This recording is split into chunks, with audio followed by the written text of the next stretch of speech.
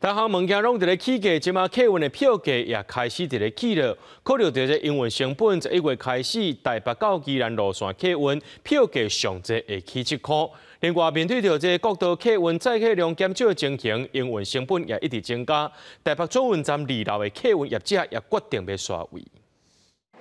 下班时间，规排民众伫客运站等要坐车，坐客运通勤的民众爱注意啊！首都客运宜兰来回台北，11月初2开始起票价，首都客运部分路线的票价会起5块至7块左右。10月2号开始，会涨大概5块到7块。我觉得好贵。你觉得很贵？对啊，如果每天这样通勤的话，这样蛮贵的。从那个疫情之后，我们目前台北宜兰这一条路线大概。 客人回来的比例大概只有原本的大概85%左右。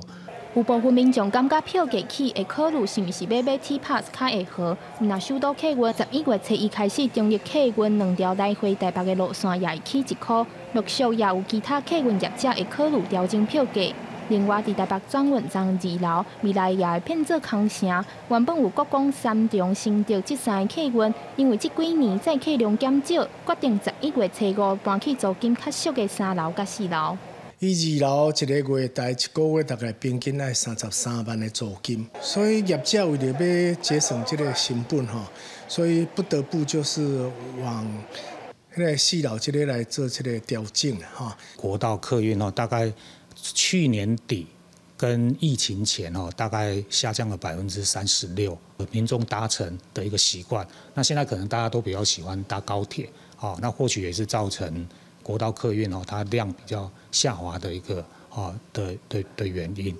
交通部公路局也表示讲，面对国道客运载客量减少的情形，未来会持续提供相关的资源补助，辅导业者用更较自由、有效率的营运路线来符合民众甲业者的需求。